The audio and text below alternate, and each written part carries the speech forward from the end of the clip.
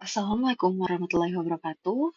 Perkenalkan, saya Nabila Nurlela Agustin, NIM 103042400050. Video ini dibuat dalam rangka memenuhi tugas saya dalam mata kuliah pemodelan basis data.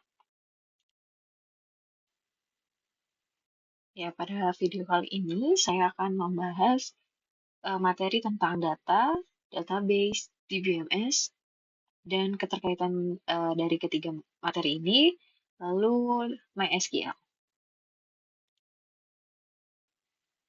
Ya, data adalah sekumpulan fakta, angka, teks, atau informasi yang belum diproses. Data bisa berbentuk angka, teks, gambar, atau video.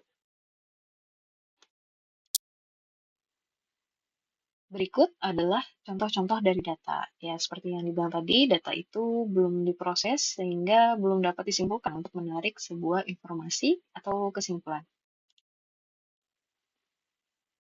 Sedangkan database sendiri adalah sekumpulan data yang terstruktur dan disimpan dalam suatu sistem agar bisa diakses dan dikelola dengan mudah. Ya, berikut adalah contoh dari database. Ini adalah database toko.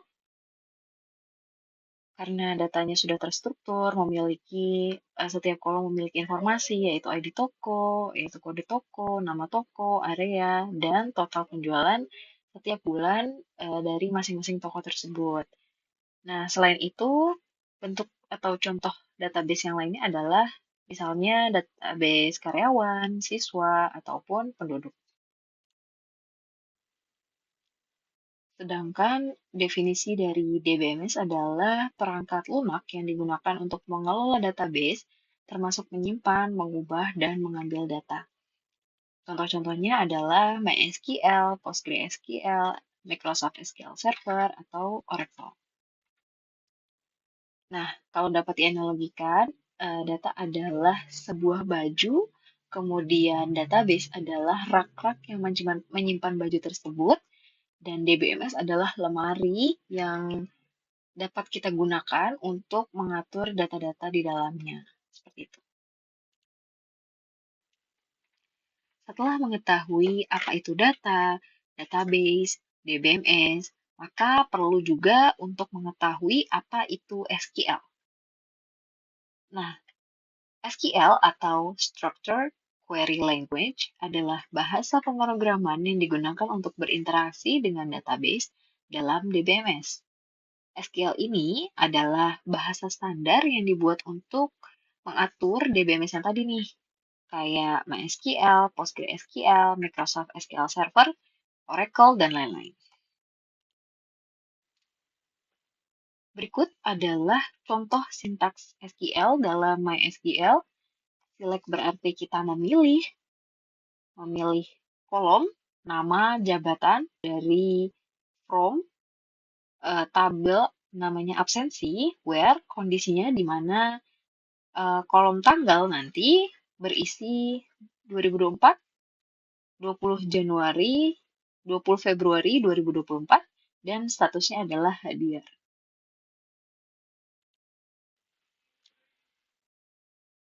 Nah, sebelum orang-orang mengenal database management system, orang-orang zaman dahulu menggunakan database file tradisional untuk menyimpan data-data mereka. Nah, biasanya data-data tersebut tersimpan dalam kertas-kertas yang kemudian disusun dalam rak-rak yang banyak. Oleh karena itu, database file tradisional memiliki beberapa kelemahan dibandingkan dengan pendekatan dengan database management system. Berikut adalah contoh-contoh yang dapat kita ambil dari perbandingan database file tradisional dan pendekatan DBMS. Yang pertama, pada file tradisional, kemungkinan terjadinya redundansi dan inkonsistensi data. Tentu saja kita tidak dapat memastikan data tersebut double atau tidak. Nah, namun pada DBMS, kita dapat mengurangi redundansi dan inkonsistensi data karena data dalam DBMS dapat berelasi satu sama lain dan mencegah redundansi dan inkonsistensi data tadi.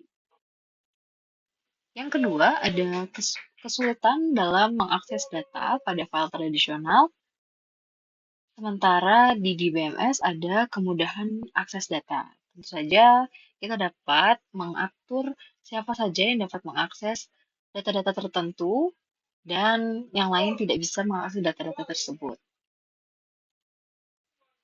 Yang ketiga, pada database file tradisional, kelemahannya adalah ketergantungan pada program aplikasi.